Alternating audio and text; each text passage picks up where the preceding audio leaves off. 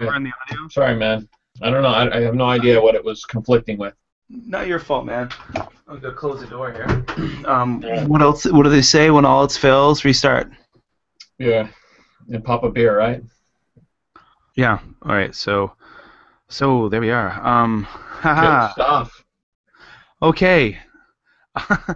So, folks out there, some of you, I did post that we'd be on at 9:30, almost an hour ago, doing this live chat. I just posted on my Facebook and my Twitter, so some people might be wondering.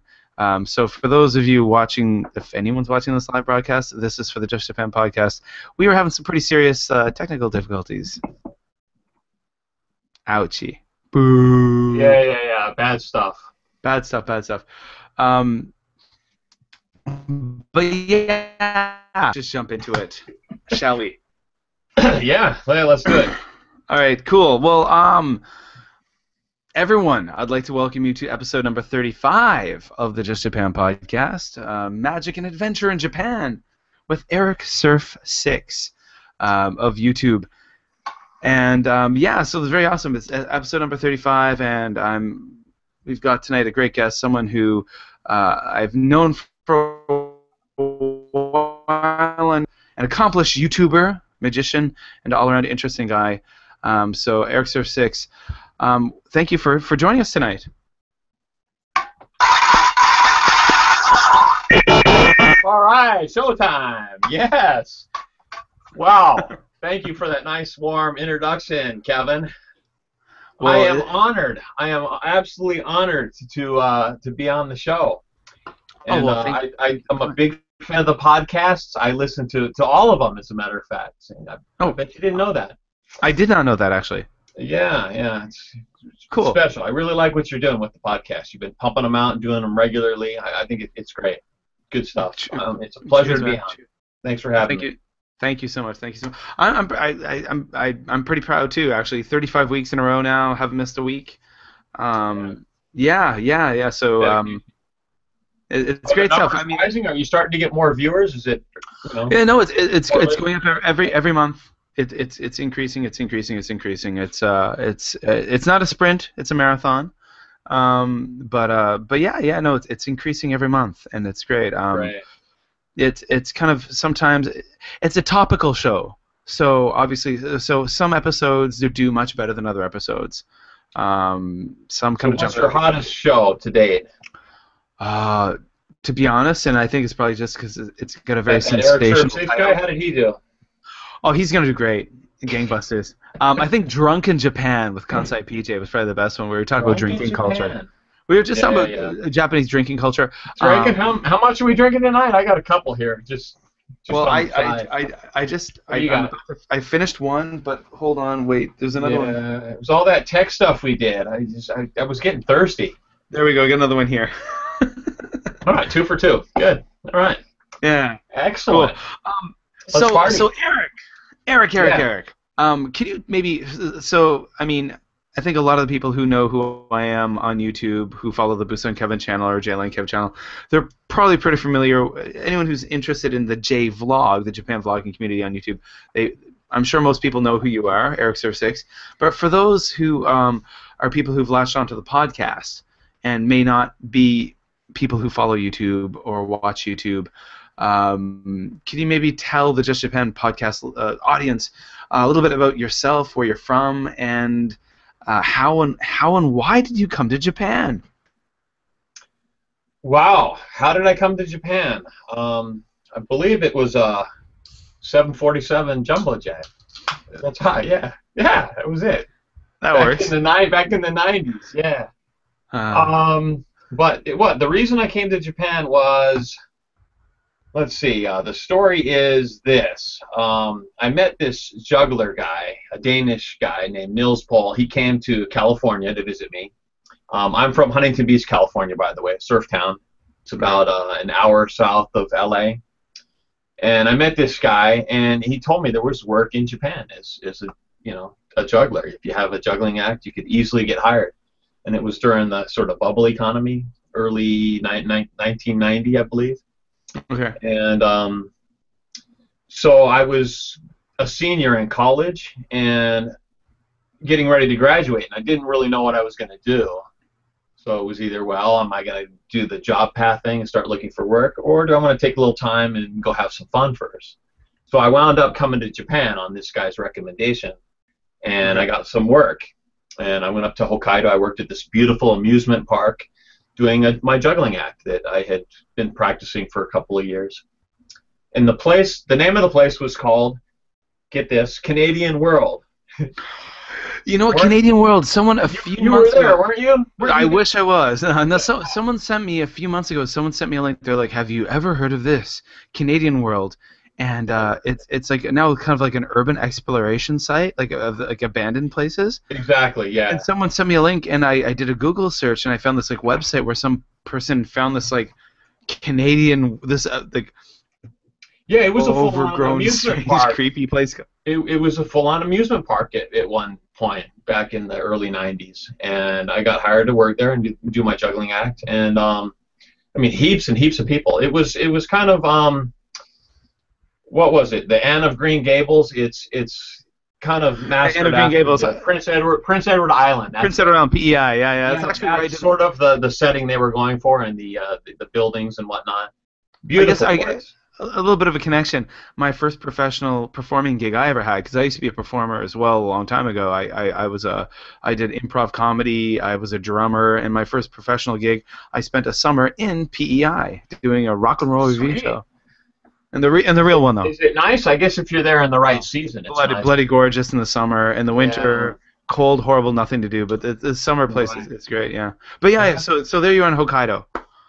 Yeah, that's where I started, and I think I had, about a 2-week gig or something, kind of extended Golden Week during those times, and the place was just opening up, and yeah, heaps and heaps of people, and that was my start in Japan, basically. I mean, my juggling show wasn't very tight. I couldn't speak much Japanese at all.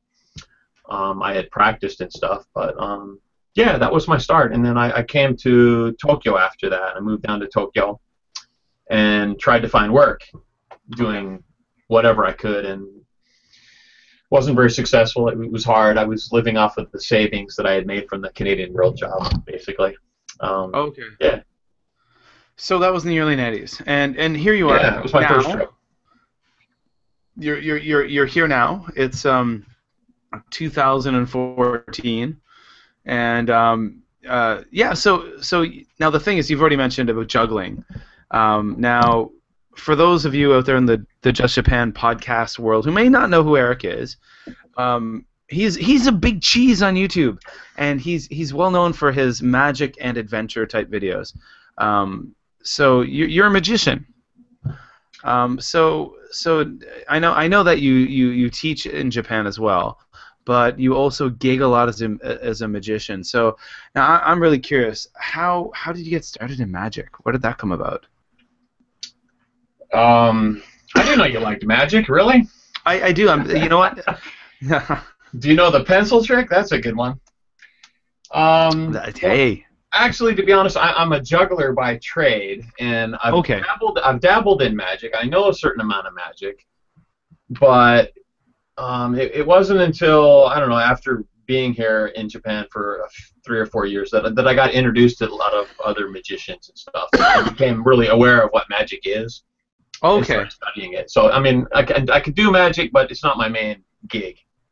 Ah. Yeah. Okay. So magic is something you dabble in. Juggling is your thing. But I mean, I have a lot of friends that are magicians. They've appeared on my channel. We've done collaborations together doing magic videos. So yeah.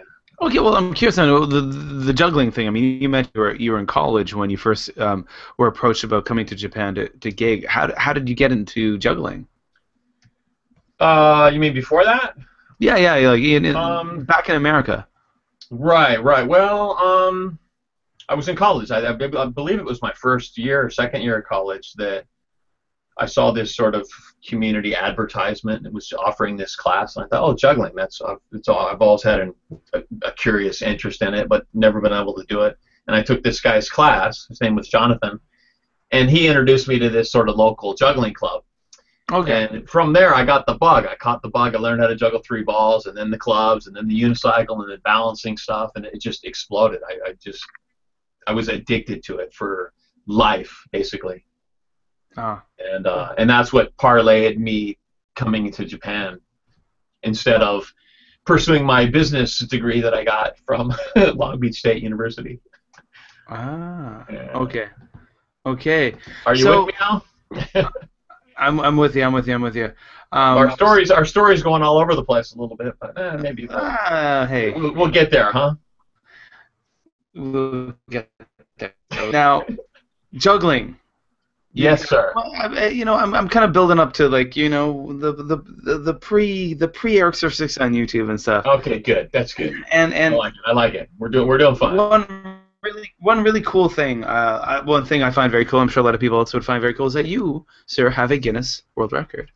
And what is that Guinness World Record? Would you be able to let us know a little bit about that? I love Guinness beer. Guinness beer is wonderful. What was the question? I'm sorry. What's your record? Guinness record. Oh, I'm sorry. I am in the Guinness book for. I don't know. Are you sure you want to introduce this to your podcast listeners? I mean, it's a strange one. Sure. Well, hey, aren't a lot of records pretty strange? Is it okay to talk about this? I think so. I think it's. Are you sure? Oh. All right. Are you guys pretty risque? Pretty risque, isn't it? Are you guys sitting down? Really? Okay. Well. All right, here's the record. I am in the Guinness Book of World Records. All right, get this. For throwing up the most consecutive times on a roller coaster. That's right. I hope you're not really queasy. Yeah, well. Are you sure that's what you have? Are you sure that's what you have Guinness World Record for? I was on a roller coaster last week, and I felt like I was going to throw up. I made a video of it. Anyway, no, seriously, I am in the Guinness Book for, drum roll, juggling on a surfboard. Pretty anticlimactic, huh? Juggling on a surfboard. Throwing up on a roller coaster better. Juggling on a surfboard. Yeah. I think I have the book around here someplace. I don't know. But it's a podcast. Nobody will be able to see it. Oh, hey, there you go. Yeah, juggling on a surfboard, and that was in. I'm in two books. I'm in the 1989 and 1990, so it's a pretty ancient record. And people ask me, well, how long did you juggle for? But it's a recognition kind of record, so it's the only person known to have performed in this fashion. So that's how the record is listed in the book, and with a photo that my dad took. So it's pretty cool. Cool, nice. Yeah. Okay, so ericsurf6 on YouTube. Yes. You got a YouTube channel. You're doing well, sir. Hey, how did you get started? I mean, I started doing YouTube in 2006. I came to Japan in 2008. That's when I first met with you on YouTube, via YouTube. Right. We met in person in 2006. 2006, yeah. I started in October 2006. And you were in of course, Korea. I was in Busan, Korea, yeah. Hence the clever name. I wish I'd always. I've never seen any of those videos. Maybe one or two. Well, there's not very many. There's a few of me playing in some bands. I play drums in a band in Korea, so there's a few kind of like choppy, grainy band videos. Cool. Well, that's the way my first videos are a lot similar to that, I think. Well, I remember when I first got here, and I started getting involved in the J-Vlog community, and there was myself, Kansai PJ, Victor, of course, and you and Hiko, Simon, and Fat Blue Man, and Gosa Matsubara, and oh yeah, the crew. The crew, I think of kind of the core. I think kind of when I think back to those days, I think of the Christmas in Japan, collaboration video. Right. Yeah. That was kind of like a highlight. People together. Yeah, that really did. Nice. That was John Jensen, Fat Blue Man, his idea. Yeah. And your channel was very different in those days than it became. You think? Well, I mean, I think what I remember was I remember you doing videos. You did a lot of fun food videos. You did some videos with your sons. And I still do both of those. And you still definitely do. But then all of a sudden you did some kind of magic video. Right. Okay. Made things change. Yeah, it was. I got a really, I guess, slow start on YouTube. I posted sort of personal things on my surf juggling stunt. That's up there. It didn't get a lot of hits in the beginning. I posted some old 8mm video that I shot when I was, younger, and Trent, made it in, uploaded it to YouTube. Old family stuff. But it wasn't until I posted my first trick. It was this one with the pencil. It's called the pencil trick, and I put that up, and it took off. It not right away, but it was just one of those ones that just sort of gained traction over time, and then it was my first video to hit 1 million hits. Okay. So and it stuck for a long time, and now it's got 12 million or something. It's crazy. So it went viral at some point. But because of that video, that sort of inspired me and motivated me to do more tricks and puzzles videos, and that's what the ericsurf6 channel became. It was I gathered this huge following from just doing simple tricks and puzzles, but not necessarily magic. I wasn't really giving away magic tricks per se. You know what I'm saying? Yeah. In the Brotherhood, puzzles, yeah, kind of different, more brain teaser kind of things like that, math tricks, stuff like that. It's not really considered breaking the code of magic. Yeah. Right. Back in the day, you weren't allowed to put up a magic video on YouTube and give away the secret because you'd have all kinds of hate coming in. From other magicians, professional magicians would come in and just hate on you massively. It was because that's a big thing. Not so much anymore. The rules it's been shattered.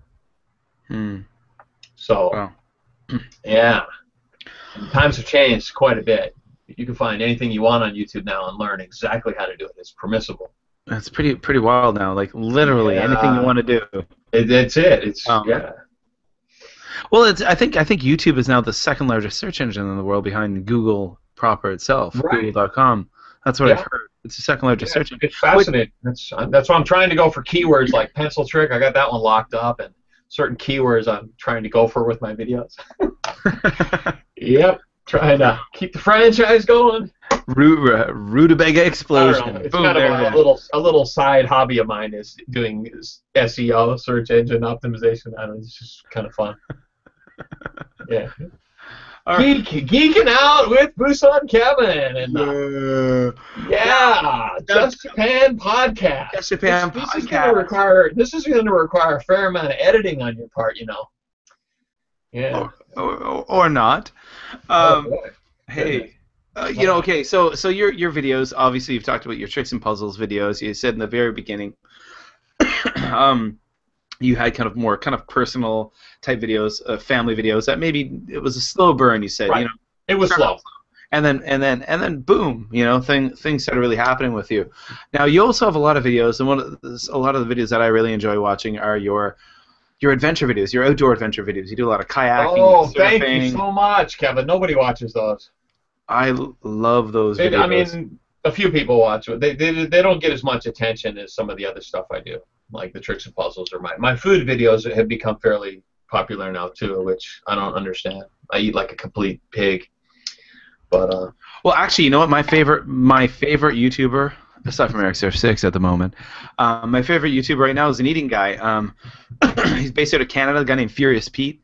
Oh yeah. I'm a fan of his. I love his stuff. I love Furious Pete, man. He's got a super talent to just eat really fast, right? He can be. Well, he's a competitive eater. He's a weightlifter. Yeah, that's it. He's the real deal. See, I'm just. He's a bodybuilder, but he's also he makes his profession as a competitive eater. But the great thing is he's got a master's in engineering.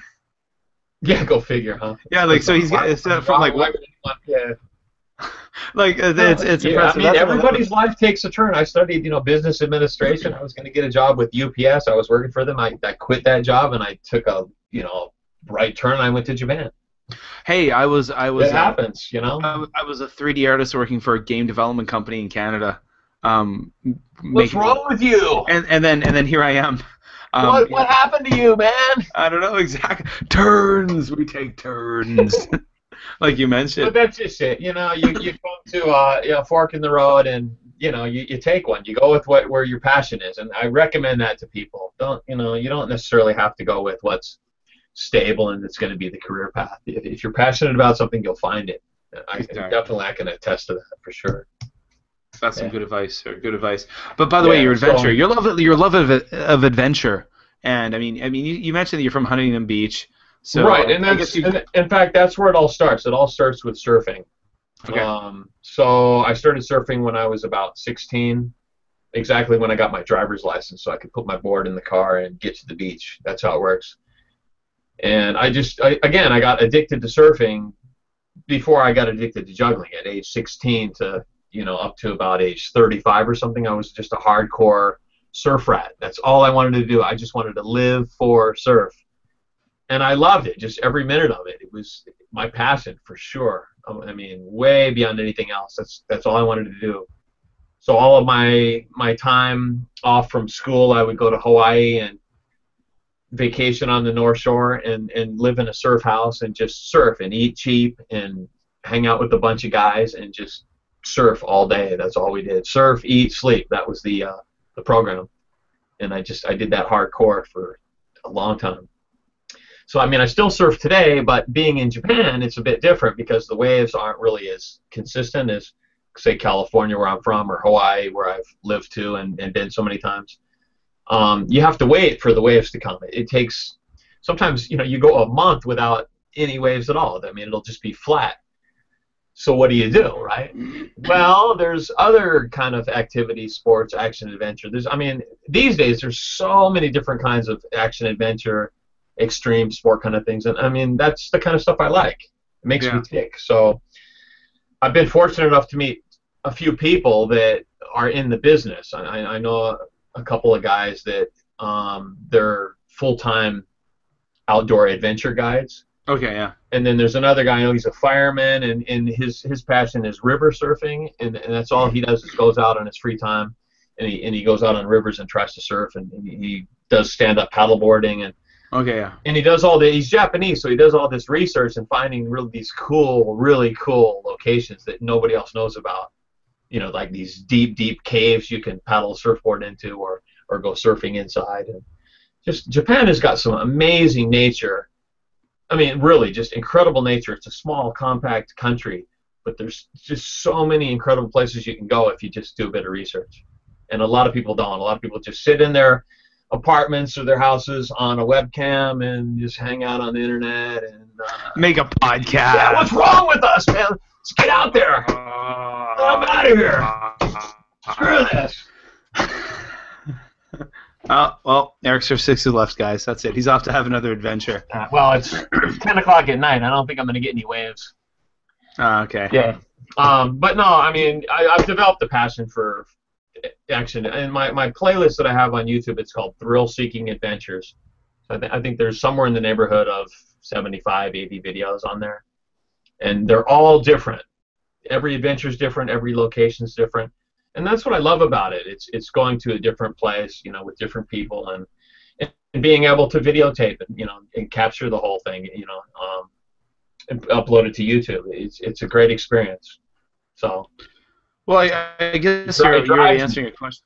Yeah, I guess you're already answering your question. I was wondering which videos you like making the most. Your adventure videos, And that's true. Yeah, I do. As a matter of fact, those are the ones I like making the most because they're on location. They're out there. They're doing what I like to do.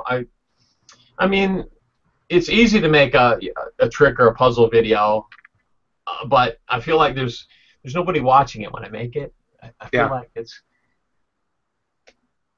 But subsequently, later, they get millions of views. So I guess if you're looking at your analytics on YouTube and you see the total watch time, I mean, those videos, they're being watched for, I think it's a total of 100 years or something, just my tricks and puzzles videos alone, more than my lifetime, double my lifetime, the amount of watch time just on those videos. It's insane. Yeah. So this kind of camera-to-camera stuff is just... It's the new reality. Whew. Well, I mean, damn. I mean, I wish I could do more travel and adventure stuff right now, but at the moment, I got some little kids. When they get a little bit older, I'm gonna start getting back into it. I I've been through what you've been through. I have 2 boys, so yeah. I'm never going to say it's a sacrifice I have to make because I love spending my time with my kids. No, but I mean, you'll be able to make videos with your kids when they get older and take advantage. Well, you've already seen. You made a comment. I made a video recently. The Mentos Geyser video with my son. I liked that. And that was we were planning that for a while because I did that at school with my class where I'm a teacher and I can't of course take video where I work, which is most teachers can't do that kind of thing. But I said I'm busted. Yeah. Oh yeah, just but you know, I'm like, I'm gonna do this. I wanna make a video of this, and I wanna make it with my kid, you know. So we got the GoPro out, and actually, a new addition to the family as of last week, and I still don't really know how to use it, but I've got this bad boy. What's that? Oh my gosh. D3200. So we're moving into the more serious video making once I learn how to use it. Right. And I have to buy a microphone. Shotgun mic for it. But yeah, so I got that, and it's gonna be good stuff. Yeah, it'll be make videos of your kids for sure. I would recommend that because I have records of my boys since 2007 on YouTube to now 2014. I can remember a few moments. I have a playlist of them that I put together, and you can see them just grow up like that. It's incredible. Yeah. So I'll do the same. I mean, it's so valuable to have that. I remember one of your videos back in maybe 2008 where you had one where you were out doing something in front of your house and you had your kids like dump buckets of ice water on your head from like up on the stairs or something. Yeah, that's the funnel in the pants prank. Yeah, that's it. I remember that. Them first, and then we cut to them pranking me and with the bucket. Yep. And then even one that was not like more recent. I love the one you did with the blue tarp surfing. Yeah, right. That was with my boys too. Yeah. That was a fun one. Thanks, man. Yeah, glad you appreciate that. So yeah, that I think that goes into the thrill-seeking adventures too. Yeah, see, when I watch that too, like I watch that with my wife. My wife's like, man, damn, those boys are lucky. They got an exciting dad. And you'll do the same. You'll do the same thing. Well, the cool thing was that when one of my coworkers saw the video that I did with my son with the Mentos Geyser, and apparently she said to her sister, "I wish our dad was that cool," and he did stuff like that with us. And I was like, I get a lot of that in my comments. Yeah, I wish you were my dad, and blah blah blah. All this. Yeah. But I mean, it's a win-win when you have a YouTube channel and you're sharing, your life with your kids growing up, right? Yeah. As long as you do it in a tasteful, kind of entertaining way, right? So exactly. I don't show the Undokai. I've been out. I have all the footage of the sports days in Japan with my boys, but I don't put any of that up really, except the big pyramid that they did. That was pretty incredible. That was wild. See that? That was I was How many kids? I was crapping my pants when I was filming that. I had no idea. He didn't tell me that was going to happen. I mean, seriously, I just thought, oh my gosh. They're tiered like 8 up, and this 150 boys tiered up in this pyramid formation. Oh, God, it's incredible. I spent 1 year working in Japanese schools, public schools. That was last year. I took a year and I did that. I wanted that experience. Have you seen that? And no, they didn't do that. I worked in a junior high school. That's at middle school. That's at junior high school level. Yeah, and they did some pretty cool things at their Undokai, their sports day, but they didn't do that. And I remember I'd watch your video beforehand. I'm like, are they going to do that? And I'm like, no, they didn't do that. But they did some cool stuff, but nothing like that. Not that epic. Well, my younger son goes to the same school, so I'm just dying to get the opportunity to go shoot it again. Cool. I mean, I can't wait. That's next year when he's a third-year student. Nice. So family stuff's golden. Yeah, if you can bring that into YouTube, do that for sure. I look forward to seeing kids growing up. That's kind of where I'm moving. I'm moving towards that area. Yeah, you got to document that. And, Yeah, definitely. Now, make use of that new camera. Yeah. Yeah. When I learn how to use it, I'm trying. Well, that's part of the fun, right? I mean, I have this camera here. I'm kind of sorry to admit, I have this camera here, right? I bought this Panasonic camera. It's a prosumer camera, and it does a whole bunch of great stuff if you're in manual mode. But I never took the time to really learn the features of it, and I just shoot it automatic all the time. And I spent $1,000 for nothing basically. But just recently, I've seen some effects that people do with it, and I'm like, now I want to learn that. So 2 years later. But here's the mic that you need. It's the Rode mic, the boom mic. Yeah, that's actually hit that and you'll be set. That's what Mully, Jim Mullins Mully. Right, he uses that with his DSLR. Yeah. Also, Chillin' Con, he uses that mic. And then also, I put out a tweet about what mic should I use, and actually a Nikon dealership in London, England, sent me a message saying to get the Rode mic. So, yeah, it's good value. Good deal. Yeah, I'll definitely do it, man. Yeah, definitely recommend it. Definitely do it. Cool. Your juggling has brought you to you've definitely done some traveling with your juggling. I know you were in China last year. Yeah. Yeah. I've been to China. So where has your juggling brought you? Oh, let me do a little bit. Well, let's see. Like different countries, you mean? Yeah, internationally? Yeah. I'm just curious. I have been to Costa Rica. Done some street performing there. I've been to the Philippines and juggled. What else? This is kind of chronologically. I've been to Korea. I worked at a place called Seoul Land for a couple of weeks. When my first son was born, I was on that gig at Seoul Land in Korea, an amusement park job. And then more recently, the China jobs. I've been to China the last 2 years over Christmas and New Year's. And China's just booming right now. It's what Japan was 15, 20 years ago during the bubble. Oh, okay. Economy. Everything's just growing up. Buildings everywhere. People with money. So the middle class is alive and well. It's incredible. Yeah. Mm-hmm. So cool. Actually, I was just thinking back to when you mentioned when you first came to Japan in the early '90s. In the mid to late '90s, I was working, gigging a lot as a musician in Eastern Canada, and when I got my first gig, like a full-on 3-month musical theater job, and I was doing my training. One of my musical trainers, I remember he was like he had been to Japan in the '90s for years playing music. He played in but he played banjo and different instruments, and he just always remembers. This one thing I always remember I learned from him. He was like the term absolutely. When someone says, "Can you do this?" Even if you can't, you just say absolutely, and then you learn. Because he was a guitar player. He was a guitar player, and he got and some kind of booking agent said, "We got this great gig in Japan for like 6 months, making this much money. Do you play banjo?" And he just said, without missing a beat, Absolutely. Absolutely. Absolutely. They're like, okay, well, it starts in a month. And he said that day he went out to the music store and he bought a banjo and he learned how to play it. That is a perfect example of how the entertainment business in Japan was for several years.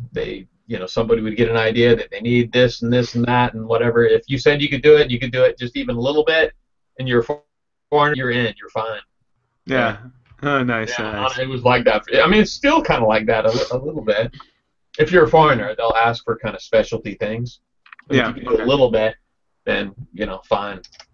Yeah. Okay, well, I'm curious. For those out there who are interested in, taking up the adventure thing, as far as YouTube goes, because you're a YouTuber, and I mentioned to you, I sent you some notes, and I mentioned that, for example, I'm a fan of Brian Brushwood. I like his stuff on Scam School. Yeah. I came across box each other, so yeah, I'm a kind of a fan of his. Yeah. I came across Brian Brushwood actually from. I'm a big fan of This Week in Tech, the podcast with Leo Laporte, and he used to be on a show called Screensavers. From my tech days as a tech guy, and Brian Brushwood is quite a tech aficionado expert, so a lot of news shows and stuff bring him on to talk about tech. So he talks about tech, but then he talks about scam. I didn't know that, huh? Because he's a professional magician too. That's how he makes his main living, right? That's how he makes his main living. But he's also a tech pundit. So he's actually on a lot of news shows and podcasts as a tech pundit. No kidding, huh? Man, oh yeah, finger on the pulse of what's happening in the technology industry around the world. Right. It's pretty cool. And I knew of him from the tech sector, and then I heard later on about the magic. So what are some YouTube channels out there that you'd recommend for people who are into they want to learn magic, they want to learn juggling, they want to learn. Well, Brian's that you do. Right. Well, Brian's channel is good. He runs the channel called Scam School, and it's really a kind of a bar tricks sort of thing. Yeah. But so it runs the gamut of all different sorts of tricks, puzzles, and magic tricks as well too. But being a professional magician, it's mostly just the beginner stuff that he's really allowed to sort of give the secrets to. Right? Yeah. But he has a lot of good guests on and stuff like that. So I mean, that's a good one. Another one, if you like card tricks, the best channel on YouTube by far for card tricks is Mag822. He's also the cardtrickteacher.com, and he's a friend of mine. He lives in Colorado. I've been to visit him, and he's just amazing. He never shows his face. Okay. So nobody knows who he is, and he does card trick tutorials. And I mean, he's very well spoken, and he's got all levels. He's got beginner, he's got intermediate, he's got advanced. And it's very well organized.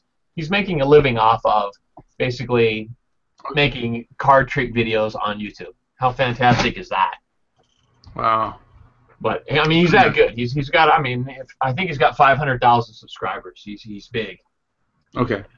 Are there any kind of like outdoor adventure type people that you follow?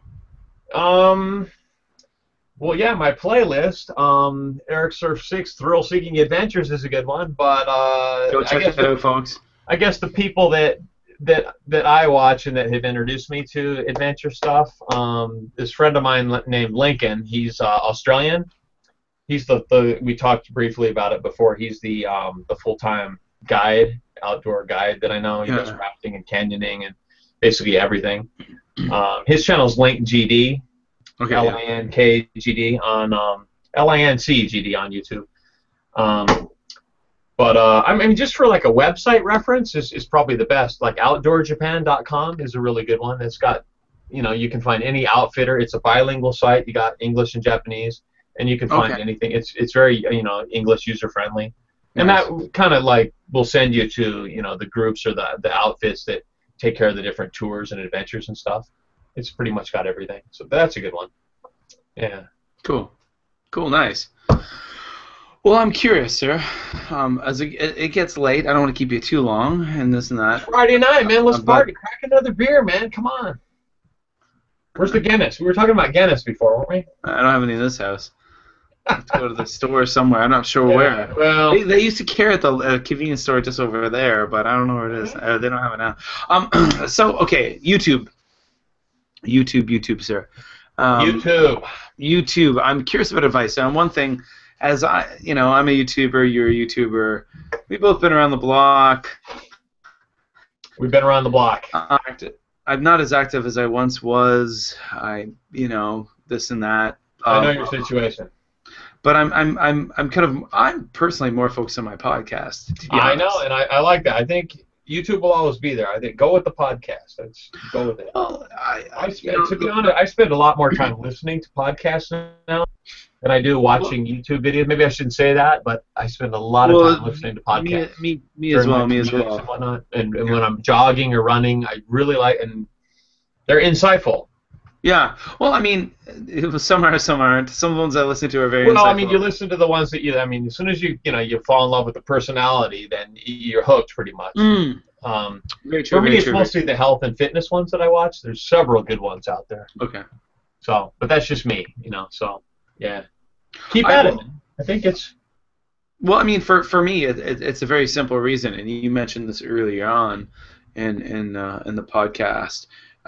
You talked about do what you enjoy. Kind of follow. As far as jobs go. That's you. I mean, everybody should know that. But if they don't, that's what you do. You follow. For me, it's a matter of the podcast brings me joy. I enjoy doing it.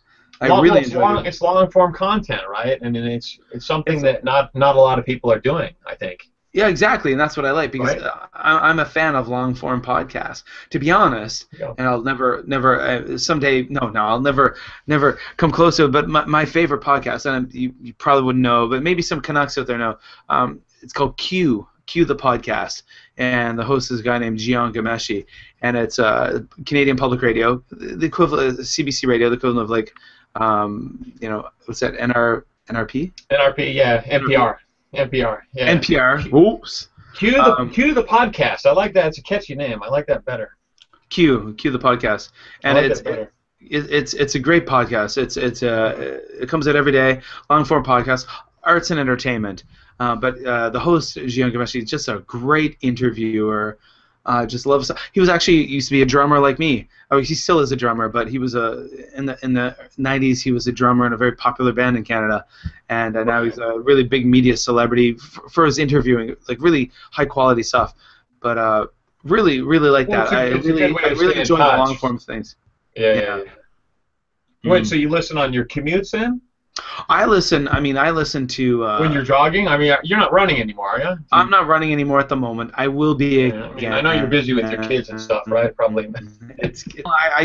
Opinions are like... excuses are like a-holes. Well, everyone's got one. I should be running, but I'm not. But I'm going to be... I kind of lost my mojo, I say. Well, but you know what? You were a huge motivation to me to get started with doing marathons. Well, as I lost my mojo, I gained my weight. Yeah, well, I mean that was part of my motivation why I started again, because I was heavy, and now I've slimmed down again, and I'm fit. So, I mean, we all go through phases. I'll be children. I mean, you can't be out there all the time. When you got babies who are waking up and crying. To be honest, trust me, I've been through it with you know. Put on 15 pounds, put on 20 pounds, you're all right. Yeah. Seriously. I mean, what's that? 10 kilos? Do it. Yeah. Good for your, I mean, sir, you'll get it back. Of course. Right? Yeah, you get it back. Yeah. Yeah. For you guys out there listening, you're like, what the hell is going on right now? So back to the advice in YouTube. For those out there who are interested in maybe starting a YouTube channel, you get these questions. I get these questions. Hey, I want to start a YouTube channel. Where do I begin? I watch a lot of video bloggers out there, and I think it's really cool, and I want to do it myself. How do I start? Advice. What do you think? Advice. Good sir. Advice. Anybody got any YouTube advice? YouTube advice? None here. Oh wait. There's nobody here. Nobody here. I don't know. 3 words. There's 3 things basically that I've got it boiled down to on YouTube. You either have to entertain, you have to inform, or you have to educate, or some combination of the 3. Those are the 3, and that's it. And if possible, to a global audience. Yeah. And if you can do that, if you can have appeal to people through those things, then you'll gather an audience eventually. So entertaining basically, making people have fun. It's got to be something that they enjoy, right? Nice. Yeah. And then informing people is usually like news stuff, or could be like some hot new product like the iPhone 6 or something like that. Informing people. That's big. That's always popular. And then the last one. What's the last one again? You got to educate people. How-to videos. That's what YouTube's become the hugest for. And how-to videos, educational videos, are more or less evergreen. They last forever if you make a video that's, say, my video, the pencil trick, that's like 7 years old. It's still getting quite a few views. So that's something to think about for whatever it's worth. But I mean, I've just noticed that with my videos, that if I entertain people, if it's something that's fun for a wide audience of people, it'll get views over time. But I guess it all sort of depends on what your goals are with YouTube too, right? I mean, maybe you don't want to be famous and have all the views. You just want to communicate with your family, or you just want to tell your story through a vlog or something like that, and that's fine too. So, I mean, in that sort of case, sorry to interrupt. No problem. Sorry, I'm dealing with a cold. That's why I'm coughing. Okay. I don't know. I just say that it's also important to try to connect with people on YouTube, because it's a community. It's really part of social media, and a lot of people don't really realize that. But I mean, when you start making your first few videos, you tend to kind of watch them and oh, how come nobody's watching me? You need to really go out first and watch other people and communicate with their videos, comment on them, and I mean, whoever your idol is, I mean, as long as they're not too big of a YouTuber, you can go and try to communicate with them. And the more you do, the more you get to know people, the more the people will give back to you, I think, too. And the more you'll learn just about what quality video is. Oh, absolutely. Yeah, definitely. I mean, even just like you mentioned about the kind of documenting, you mentioned like the concept of documenting your children as they grow up. You know, documenting life. Yeah, I mean, yeah, that's even a great way too. I mean, we all have different goals. I think one thing though, I've noticed is that when you have people who get into YouTube because they want to be famous. And that's why I address that one first, because that's what people generally want. Those people end up disappearing fast. I've identified, because you know, like, that's luck. It's about skill, like you said. It's about perseverance. Luck, people are perseverance. Slow burners.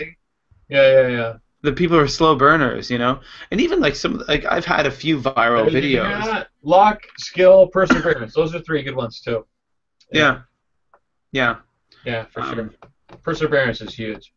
Yeah, don't expect success overnight. A lot. You know, how can I, you know, get more views on YouTube, or how can I get more subscribers? What kind of videos should I make? That's probably one of the biggest comments or personal messages that I get. Yeah. And so. Well, there you go. So there you go. I mean, now, okay. Follow your passions, though. That we've mentioned that before. There's another one. Follow your passion, and that's something I've mentioned before. But a lot of times your passion is not going to be something that other people are interested in. But in your life in general, if you follow your passions, it tends to make you happy. People come to you. It can wind up turning into work. Bingo. Like, I don't know if you heard the episode I did of the Just Japan podcast where I interviewed Anthony Joe of gaijinpod.com. Yeah. That was a really good one. I love that site. Yeah, and now Anthony Joe had the Tokyo podcast, and that was a podcast he did for it was a hobby, you know, he did for fun. Yeah. And that turned into his job at GaijinPod, because GaijinPod caught wind of his podcast, basically, didn't it? And they contacted him and said, "We like what you do with your podcast. Could you do something like that with us?" Wow, isn't that amazing? See, and there you go. You know. There you go. Yeah. So there you go, folks. Maybe it's not just Japan anymore. It's going to be Big Japan. It's going to be Kevin in Japan. It's going to be NHK. It's going to be CNN. It's going to be who knows? You never know. Hollywood, the big screen. You know. Well, I don't know about that. Just Japan. It's a pretty humble title, isn't it, for a podcast? More than Japan. Huge Japan. JJ. Yeah. I like it. You got to be humble. You have to be humble. Gotta be humble. Yeah, you do. No matter what. I break that rule from time to time, but seriously, yeah, you gotta be humble. So, Mr. ericsurf6, all the wonderful people that are listening tonight, or today, or this morning, or this afternoon, depending. How can they find you online? How can they find me online? Well, the YouTube channel is ericsurf6, so that's ERICSURF and the number 6. Also the same on Facebook, ericsurf6, and Instagram at ericsurf6. So those are my three biggies, I guess. YouTube, Facebook, Instagram right now. Google Plus too, but for the 4 people who use it. Google Plus is only for the secret crowd.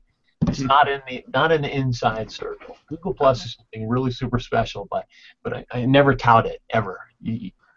But mark my words, Google Plus is gonna own. Facebook is gonna disappear. Sorry. Google Plus will rule the world. I do. I keep plugging away. And for those of you who are too lazy to follow those instructions, just go to the show notes at BusanKevin.com. Episode number 35, and all the links to ericsurf6 will be there, just in case. That's it. That's how you want to do it. That's how I want to roll. Yeah. Go to BusanKevin.com. Well, Eric, it's been a pleasure tonight. Are we done already? Yeah, I guess so. Yeah. I think it's a good time to wrap it up. All right. So thank you so much for doing this tonight. I really appreciate it. Oh, it's my pleasure, man. I think I could talk all night, hang out all night. I hope the listeners hang in there to the end. Should we give a little like a code message to see if people hung in there to the end?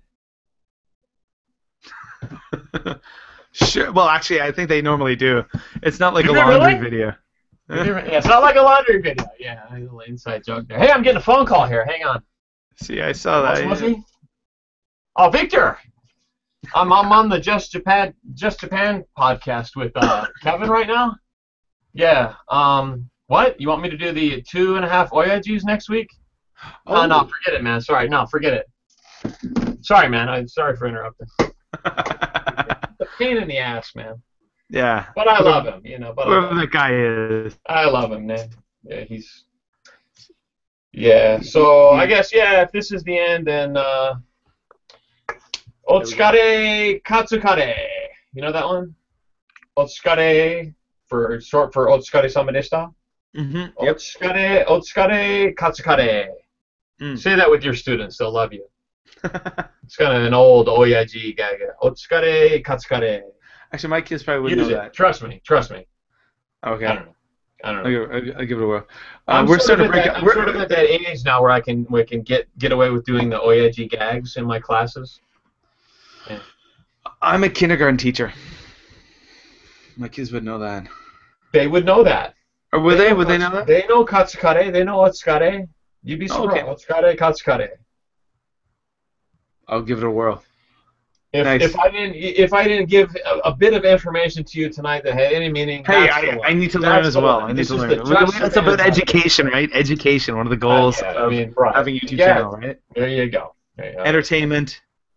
Was that entertainment? Entertain, inform, educate. Exactly. You've just educated for whatever it's worth. I've been edumacated. Cheers. Well, again, ericsurf6, thank you for doing this so much. I appreciate it. You're welcome, man. I'm a big fan of yours, sir, so thank you for coming on the show. All right. Say hello to the wife and kids. Will do. All right. Cheers, buddy. I got